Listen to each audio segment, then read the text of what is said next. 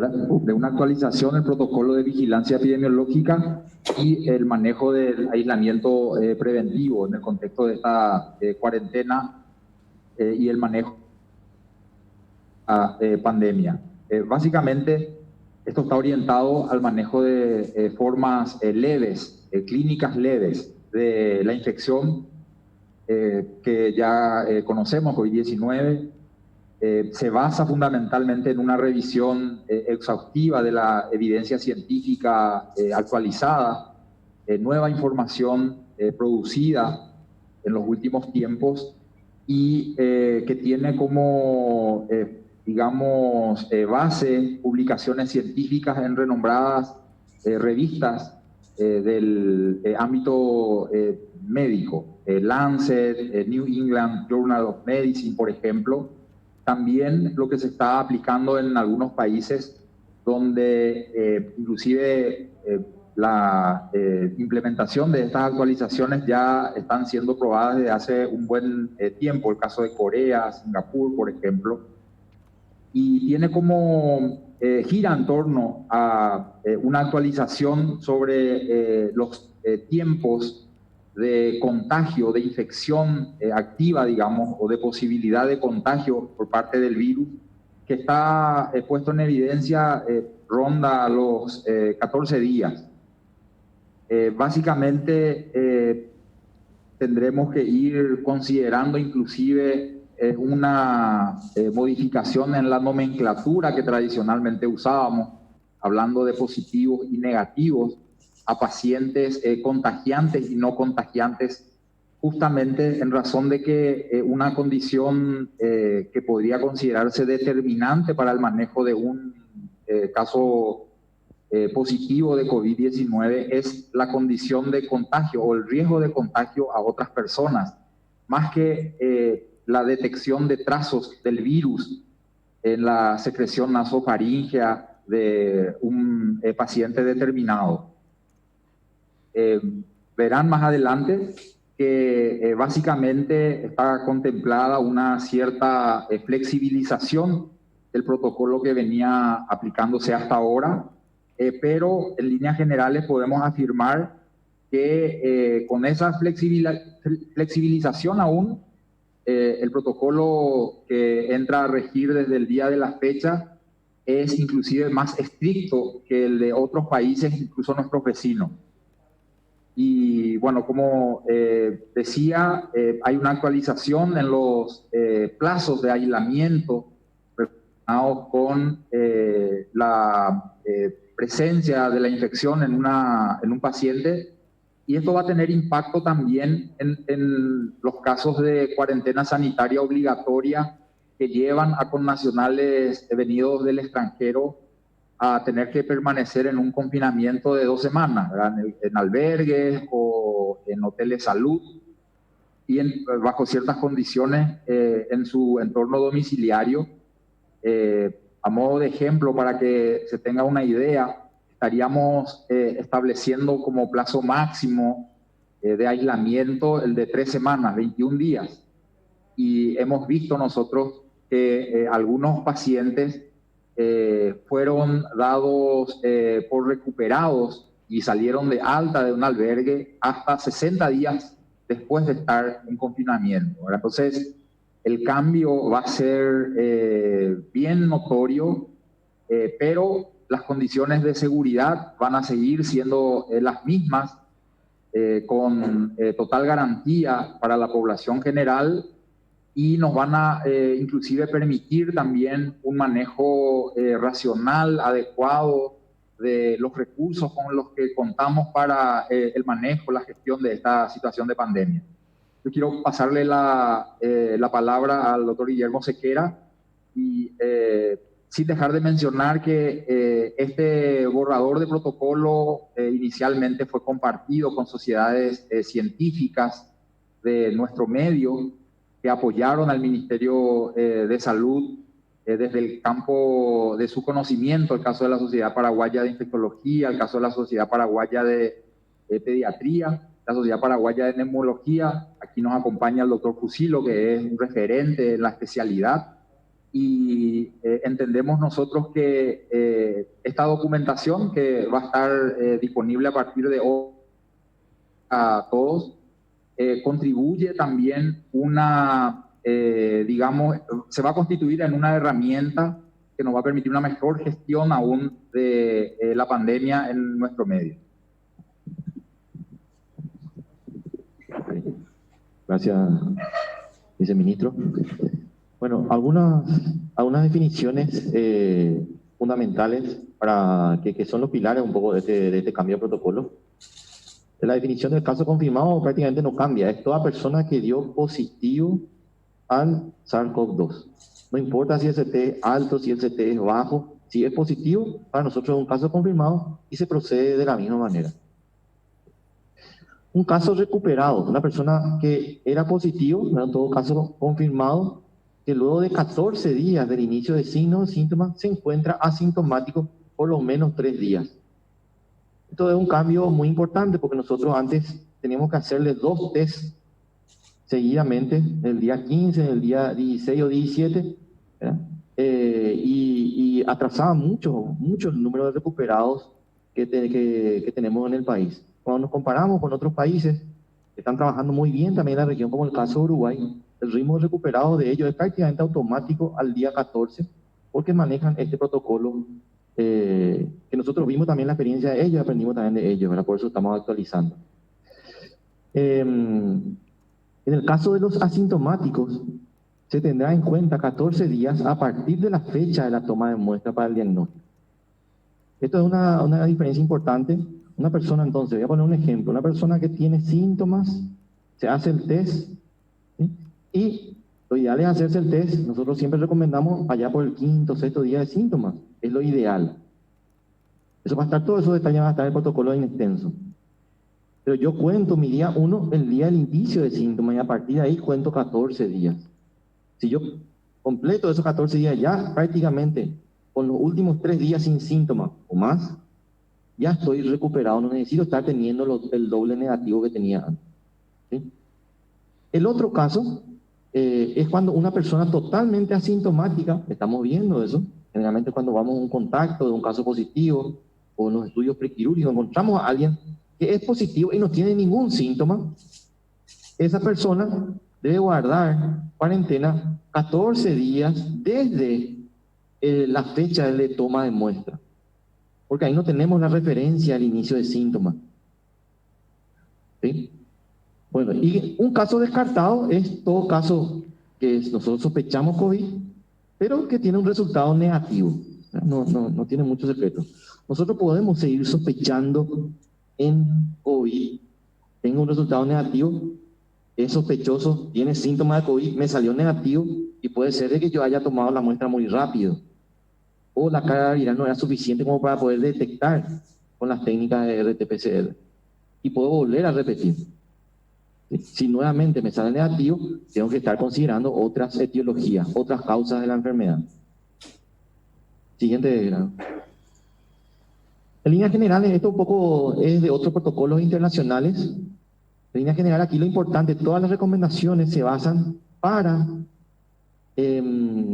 trabajar con los asintomáticos y los sintomáticos leves. Esto no es aplicable con los casos graves y los casos críticos. Este protocolo, esta modificación del protocolo, apuntan a los casos asintomáticos y casos leves, o sea, los casos ambulatorios, porque se están quedando en sus casas para el manejo de ellos. Un paciente que está grave, que está internado, y peor si está en estado crítico, no es aplicable este protocolo. Entonces, si ven ahí en las líneas rojas más pequeñas son el nivel de mayor transmisibilidad de un caso. En el caso asintomático, desde la E que dice ahí, esa columna a la izquierda, es la exposición. Y a partir de 5 o 6 días después de esa exposición, uno está en su periodo de mayor contagiosidad y probablemente de inicio de síntomas en el caso de que sea asintomático. Puede ser que sea asintomático todo ese periodo. Como verán, el naranja, de poca contagiosidad o transmisibilidad, que puede extenderse hasta 10, 12, 13, 14 días como mucho. Luego está el verde, donde prácticamente la contagiosidad es o la transmisibilidad es prácticamente nula.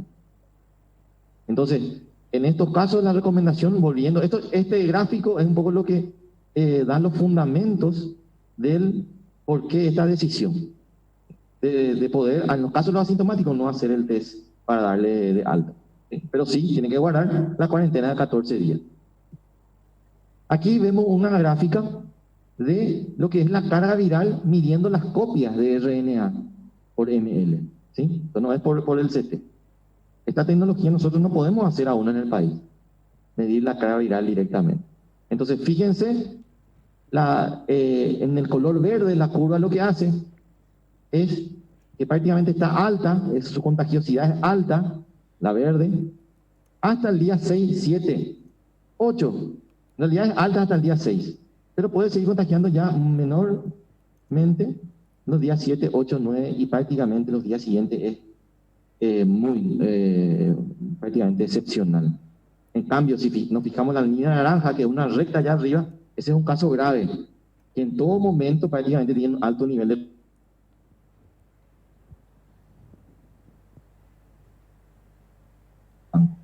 Bueno, en un caso que está grave, que está internado, la carga viral persiste más, prácticamente el doble de una persona con síntomas leves. Los asintomáticos, no hay mucha evidencia de eso, pero lo biológicamente correspondiente es pensar que se comportaría menor o igual que un sintomático leve. ¿Sí? Entonces, estos son los fundamentos, los pilares de este cambio de protocolo, que es el protocolo prácticamente que usan otros países. Nosotros, de esta manera también, como digo, vamos a tener un número importante de recuperados. Va a ser mucho más fácil hacer el tema de la recuperación de los pacientes. Y también la gestión de los albergues y los hoteles de salud. Siguiente. Bueno, no voy a entrar en detalles. Prácticamente esto cambia los algoritmos. Este es el algoritmo para los albergues de los viajeros internacionales que van a estar en aislamiento. Siguiente. Este en el caso de que tengamos un caso positivo. ¿Qué va a pasar? Siguiente. En el caso de que vaya al hotel o que vaya al domicilio, también el protocolo se modifica, si es negativo y si es positivo también, ¿verdad? Entonces, esto un poco en líneas generales. Entonces, si hay preguntas.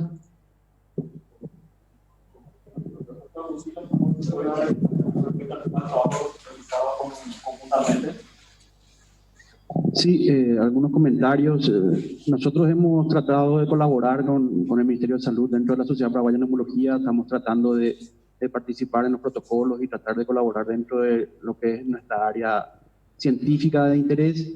Y creo que la evidencia científica, que es muy dinámica en esta enfermedad, nos ha estado demostrando en estos últimos trabajos que este protocolo se puede cumplir y es el que está siendo llevado a cabo en muchos países de Latinoamérica y también de todo el mundo. Y creemos que el protocolo se ajusta a lo que podemos hacer actualmente dentro de todas las limitaciones que podamos tener. Entonces es muy importante para nosotros, en vista de todas las publicaciones nuevas, poder ir ajustando los protocolos, y por eso nos pusimos a disposición del Ministerio de Salud para ir trabajando en conjunto, en este caso para protocolos de manejo de casos, pero también después, más tarde, seguramente con algunos otros protocolos que iremos viendo para poder tener mejor manejo de los pacientes. Consulta de Radio 1 de marzo con respecto al tema de la entrada en vigencia. ¿Por qué se hace hincapié ahora recién este protocolo y no al inicio de la cuarentena inteligente, siendo que ya se había habilitado para volver al trabajo? ¿Entendí? Sí, ¿por qué se hace hincapié ahora en este protocolo y no al inicio de la cuarentena inteligente, siendo que ya se habilita volver al trabajo en varios sectores? No, básicamente esto tiene que ver con lo que mencionamos en la introducción. Hay evidencia científica reciente, hay experiencia ya de la aplicación de esa evidencia en otros países y en todo caso desde el ministerio se tomó la decisión de esperar a tener, digamos, posibilidad de recopilar ya resultados de la aplicación de esos conocimientos nuevos y simplemente responde a eso. ¿verdad? Básicamente se tomó el momento, se consideró que este era el momento de hacer los ajustes y se procede, ¿verdad? Hay que tener en cuenta que el manejo del enfermo en sí todavía no cambia mucho. Esto tiene que ver, como mencionó el doctor Guillermo Sequera, con básicamente los pacientes asintomáticos, los que están cursando con un cuadro leve, y también incluye a aquellos que están en una situación especial, dado que deben cumplir con una cuarentena sanitaria obligatoria, sea en albergue, sea en hotel salud, sea en domicilio, ¿verdad? Y aquellos que van a ir a aislamiento. Claro, acá el doctor Sequera me agrega un elemento adicional que es muy importante. Solo el 5% de nuestros casos son graves o críticos, y el 95% encaja dentro del grupo, digamos, poblacional al que es aplicable este protocolo. De ahí para nosotros la importancia, ¿verdad? Está dirigido a el mayor número de personas infectadas y que presentan una forma asintomática o leve de la infección. Consulta del diario Última Hora: los casos positivos en aislamiento quedan mayormente bajo responsabilidad del paciente afectado por el virus. ¿Es alto o bajo el porcentaje de estos que incumplen dicho aislamiento antes de recuperarse? ¿Se tiene ese dato? Bueno, es variable, ¿verdad? En líneas generales hemos visto y tomaron estado público algunas situaciones de incumplimiento que inclusive fueron objeto de una intervención un tanto más drástica, no solo por parte del Ministerio de Salud, sino que de organismos de seguridad y de persecución penal.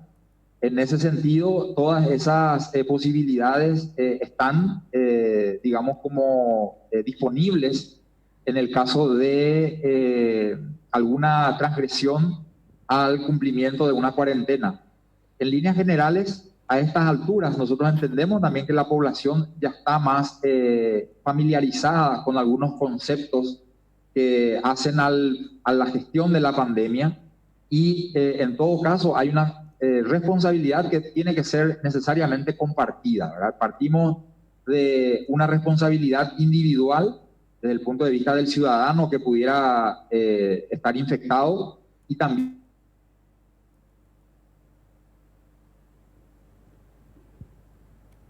el resto de la sociedad, también de la conducta de cada uno de los que somos parte de ella. Muchas empresas ya no implementan las cuadrillas preventivas. ¿Este protocolo contempla una indicación para grupos de trabajo, trabajar en grupo en este caso? Desde hace unos días, desde el Ministerio y a través de todas las vías de comunicación con la ciudadanía, volvimos a poner hincapié en la importancia del trabajo organizado en los distintos entornos laborales, tanto del sector público como del sector privado. Está demostrado que el trabajo en cuadrilla es una forma eficiente de preservar la productividad en cada uno de estos entornos, así que siguen más vigentes que nunca en atención a que prácticamente la totalidad del sector productivo a nivel nacional ya está en marcha, relanzado, y que también estamos viendo que hay una mayor circulación del virus en la comunidad. Así que el trabajo organizado en cuadrillas y otros sistemas de organización están más vigentes que nunca. Con respecto al incumplimiento del protocolo prequirúrgico, ¿verdad?, en varios servicios y de varios subsistemas de salud incluso, ¿cómo se debería proceder con aquellos asegurados que tuvieron que postergar sus cirugías para volver a tomar los test o para tomar primeramente el test antes de realizar estas cirugías? Bueno, nosotros vimos que con la primera versión del protocolo para el manejo de pacientes quirúrgicos, ¿verdad?, sobre todo en su preparación, en la previa, ¿verdad?, a una cirugía, se dio como un uso indiscriminado, excesivo de la prueba diagnóstica, de la indicación. Hubo una sobreindicación de la prueba diagnóstica. Hay una nueva versión de este protocolo que fue trabajada con referentes de la Sociedad Paraguaya de Cirugía y otras sociedades de especialidades quirúrgicas de nuestro medio, y en ese sentido se establecieron algunas restricciones también sobre la base de la evidencia científica recientemente adquirida.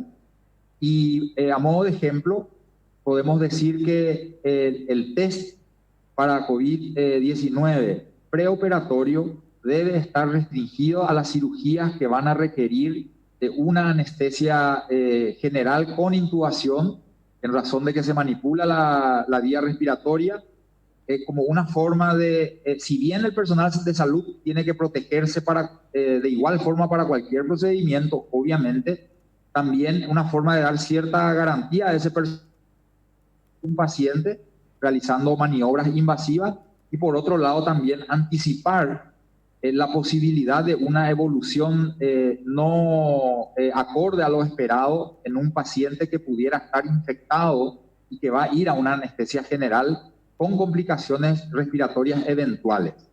Por lo demás, las cirugías endoscópicas, salvo aquellas que se realicen sobre vías aéreas, procedimientos endoscópicos, cirugía mínimamente invasiva, intervenciones quirúrgicas que se basen en una anestesia regional, en principio no requieren contar con un resultado del test diagnóstico previo. Eso es algo nuevo, también una innovación, y con esto esperamos que rápidamente todos los componentes del Sistema Nacional de Salud se adecuen a este protocolo de manera a poder ir desarrollando las actividades, sobre todo sin suspensiones no justificadas. Este protocolo básicamente pone tope al aislamiento en albergues. Podríamos decir que sí, ¿verdad? Podríamos decir que sí, ya que si tomamos el ejemplo de algún caso y extendemos al máximo el plazo posible de aislamiento en un albergue, llegaríamos a 21 días, 3 semanas. Cuando que hemos tenido casos de aislamiento hasta por 60 o más días en albergue. Entonces, en cierta forma podría decir que sí se pone un tope, pero siempre bajo condiciones seguras para el paciente, para la persona albergada, como también para la comunidad en general. Lo que respecta a casos positivos en lugares de trabajo, sean públicos o privados, lo que implicó cierre de oficinas, ¿se tiene una cantidad específica aproximada? Ejemplo BNF, Paraguay TV. Pero sí. ¿Cuántas oficinas en total? No, podemos preparar un informe al respecto, pero sí puedo decir que este fin de semana tuvimos alrededor de 24 instituciones, tanto públicas o privadas, con las cuales tuvimos que estar trabajando con los equipos de recursos humanos, ¿verdad? Que nos pasaban la lista, le dábamos las recomendaciones. Esto fue el fin de semana pasado que tuvimos varias instituciones. Pero sí podemos preparar un informe al respecto de todas las instituciones que ya fueron intervenidas. ¿Alguna última consideración, señor viceministro? Esperamos que este protocolo tenga amplia difusión. Obviamente está sujeto a cualquier tipo de revisión a futuro, eso es importante. Como ya se mencionó, la pandemia en sí es un proceso dinámico, nos consta a todos, y en ese sentido creo que es importante destacar que todas las medidas de prevención y protección que un ciudadano pueda aplicar a lo largo del tiempo debe hacerlo. No tenemos todavía una fecha de caducidad o de vencimiento para esta situación de pandemia, así que tenemos que seguir cuidándonos entre todos. Desde el Ministerio de Salud estaremos impulsando, recomendando, elaborando distintos protocolos y medidas que nos van a permitir seguir saliendo del encierro y en la forma más segura posible. Sí. Cualquier cosa, siempre de vigilancia, vamos a estar para estar aclarando los nuevos conceptos al respecto, ¿verdad? También agradecemos a las sociedades científicas, en el caso de José Fusilio que está presente, también las que nos colaboraron, no pudieron llegar, pero sí también pedimos que el sector de personal de blanco, principalmente los especialistas y los que están en el área, también manejen estos estos conceptos, ¿verdad? Este es un plan nacional, la respuesta tiene que ser integrada, en todos los niveles la respuesta tiene que ser similar, así que es importante que lo manejemos. Personal de blanco tenemos que manejar y tenemos que estar también aclarando las dudas, no es que solamente de nivel central se tiene la última palabra. Este es un protocolo público, ¿sí? Y el personal de blanco en general tiene que manejarlo. Estamos justamente trabajando con la de NERS, hablando de hacer un poco unos cursos de formación a esta dieta, de adiestramiento, así como hicimos también con dengue, para que también en todos los servicios del país, tanto públicos como privados, se manejen estos conceptos de manera clara y no se genere tanta confusión. Gracias por su tiempo y estamos siempre a las órdenes hasta cualquier momento.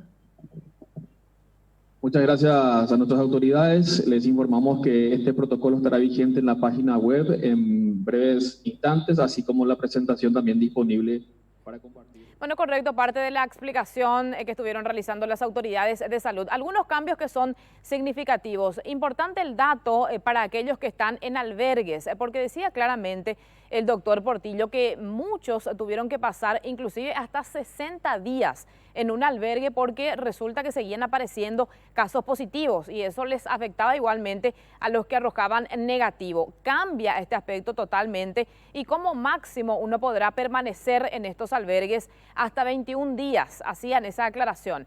Por otro lado también, cuando una persona da positivo a la COVID-19, pasan 14 días. Y si es que en los últimos 3 días, de manera consecutiva, ya no aparecieron síntomas de la enfermedad, ya se puede hablar de la recuperación del paciente. Es decir, ya no es necesario que tenga que ser sometido nuevamente a una prueba. Ese es otro cambio también que contempla este protocolo. Y un aspecto que es muy importante tiene que ver con la necesidad de que en las empresas se implementen las cuadrillas de trabajo de tal manera a que si se registran casos positivos en una empresa, en un lugar de trabajo, no se tenga que cerrar definitivamente la institución, la empresa, el comercio. No, si es que se implementan estas cuadrillas, entonces el grupo que no está afectado puede seguir de manera operativa.